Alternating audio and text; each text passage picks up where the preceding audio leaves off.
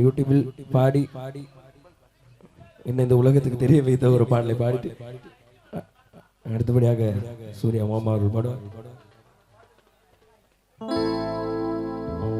ஏ கும்பலாக சுத்துவானங்க ஐயோ எம்மனை கத்துவோம் கத்துறேன்னு கேட்டா உன்னை வாயிலேயே குத்துவோம். ஆசீர்வாதபுரம் புள்ளிங்க எல்லாம் என்னைக்குமே ரொம்ப பயங்கரம். நாங்க நம்ம ஊரை பத்தி தான் சொல்றோம், ஒரு சவுண்ட் கூட கொடுக்க மாட்டீங்க. அந்த சைடும் வர மாட்டேது, இந்த சைடும் வர மாட்டேது, இந்த சைடும் வர மாட்டேது. ஆசீர்வாதபுரம் புள்ளிங்க எல்லாம் என்னைக்குமே ரொம்ப பயங்கரம். சொன்னா கூட வராது போல ஆசீர்வாத புருஷல எங்கெல்லாம் பார்த்தா தம்மண்ண மயங்கி விழுந்துரும். இது உண்மைங்க, அந்த நயன்தாராம கூட விழுந்துரும். இப்ப பழைய நடிகை கோவசர் நம்ம சேர்ந்து விழுந்துரும். அம்முக்கு கும்முக்கு அம்முக்கு கும்முக்கு அம்முக்கு கும்முக்கு அம்முக்கு கும்முக்கு அம்முக்கு கும்முக்கு.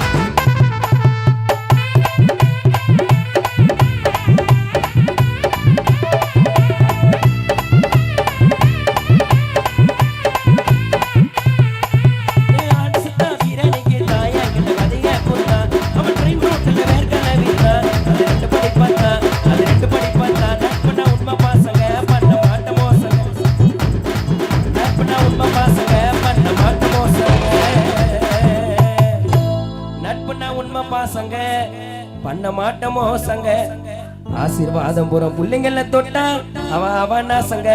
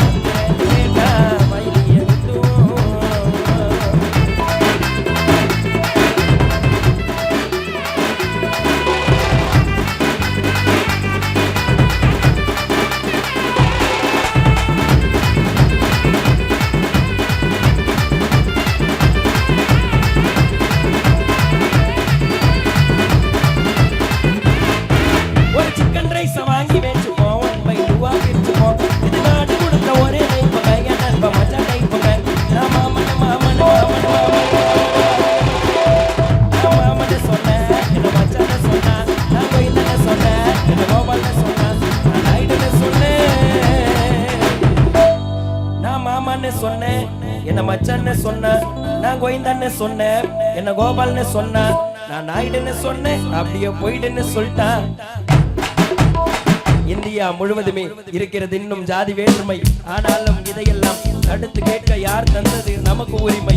தொட்டாலே தீட்டென்றான், பார்த்தாலே பாவம் என்றான். பள்ளிக்குள் சேர முடியாது, கோவிலுக்குள் பாதம் நுழையாது. 1000 ஆண்டுகள் போனது எப்படி, ஆனால் இதையும் பொறுப்பது எப்படி? படித்து பார்த்து வரலாறு நமக்கு முகவரி. அது யாரு யாரு யாரு யாரு யாரு?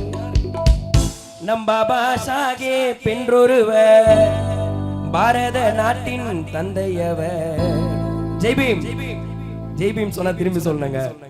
ஐயா பேர் சொன்னா எல்லா ஊர்லயும் சவுண்ட் வரும். ஆசீர்வாதபுரத்துல எவ்வளவு சவுண்ட் வருதுன்னு பாப்போமா? நம் பாபா சாஹேப் என்றொருவர், பாரத நாட்டின் தந்தையவர். ஜெய் பீம் ஜெய் பீம் ஜெய் பீம் ஜெய் பீம் ஜெய் பீம் ஜெய் பீம் சொல்லிடுவோம், ஜாதிகள் இல்லை என்று சொல்லிடுவோம். பாபா சாஹேப்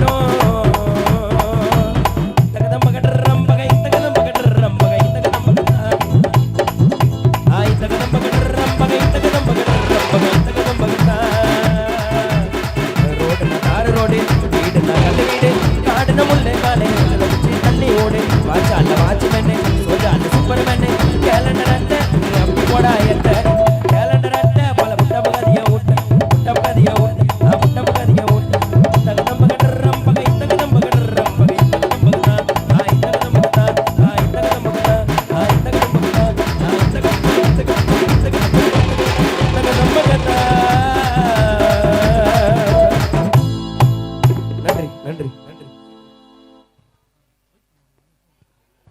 சரி, சரி.